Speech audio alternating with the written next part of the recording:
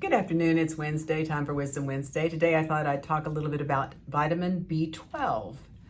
And we know that B12 is essential for specifically neurologic function and very important in maturation of blood cells, but I thought I'd kind of walk through some of the things that are important as we age, because one of the things that is important for absorption of B12 is a product that is secreted in the gastrointestinal tract called intrinsic factor, and that's what helps carry B12 into the body. And as we age, we lose intrinsic factor over time.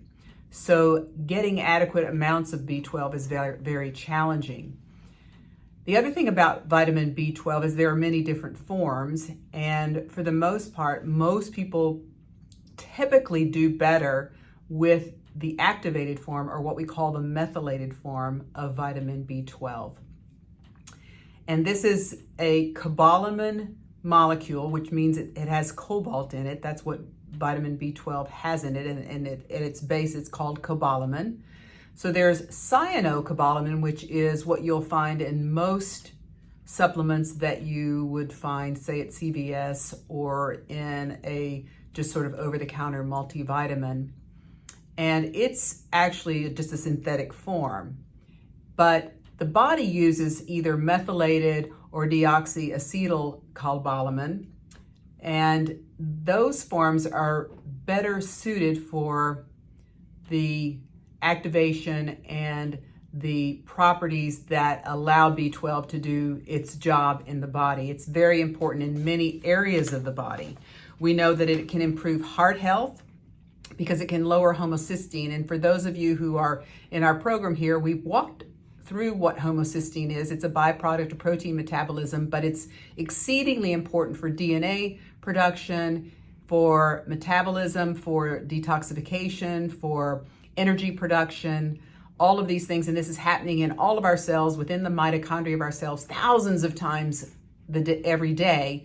And having the activated form of B12, the methylated form, is very important because we have to move that methylated form from methylfolate back to B12, back to methylfolate, back to methylcobalamin or B12. So that little methyl group, that carbon group with 3 hydrogen, has to be moved from folate to B12 over and over and over again. And by helping the body, by giving it the methylated version, it just prevents a lot of other activities that are taking up space and taking up energy. So we prefer to use the methylated version of B12, but it helps with lowering homocysteine and therefore also can help lower blood pressure. It's important for energy levels and helps reduce fatigue. We know that a lot of folks who like to get their B12 shot find that it's exceedingly beneficial for fatigue. And that's one of the biggest complaints we hear of people walking in, I'm just tired, I'm just tired. Certainly these last 2 years, fatigue has been an overwhelmingly large complaint with our population, and I think we all would love to have more energy. It can help prevent memory loss, and it can definitely slow the rate of decline in cognition.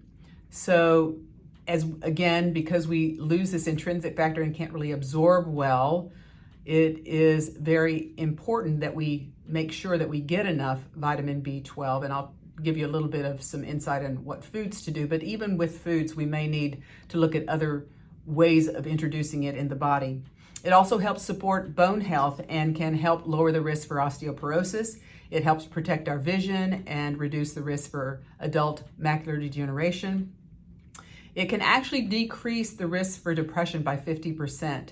And I was listening to a podcast today, and I'll probably be talking a little bit more on this in the future, but we're realizing that depression is not really, quote unquote, a chemical imbalance. It's really a metabolic problem. And there are many ways that we can help depression without going straight to medication, by improving our diet, by improving the microbiome, by improving metabolic function of our mitochondria, which we've talked about ad nauseum around here. But just knowing that that even just having adequate levels of B12 can help lower depression by 50%. That's pretty significant. And we also know that it helps with maintaining good nervous function and managing, for many people, neuropathic type pain. It increases the maturation of red blood cells and therefore can help prevent certain types of anemia. And lastly, it can help with hair, skin, and nails. It's certainly in a lot of the hair, skin, and nails products. And so it's important to know that getting B12 for all of these things is really essential. And we see the biggest risk for deficiency in older people as well as in pregnant people. We want to make sure that there's not any deficiency. So we have a lot of folks that like to get their B12 in injections. There are also sublingual forms. We do an awful lot of supplemental forms in our packets of vitamins that we give patients, that we recommend for patients. And we can also order injectable. We have a lot of patients that do their own once a week injections and find that exceedingly beneficial. But certainly knowing that as we age, there's still going to be some limitations on absorption with oral forms. And so injectable can be exceedingly helpful. So the other thing that I just wanted to mention briefly before I let you go is that there are food sources for B vitamins. And again, just because we are not able to absorb as well, it may be that you need to seek out other ways of getting it. But in terms of getting enough from your food, we see that beef, lamb, salmon, shrimp, poultry, and eggs are very good sources. Beef liver in particular. Now I know that's not likely to happen for many of you, but there are liver pills that perhaps might have B12 in them.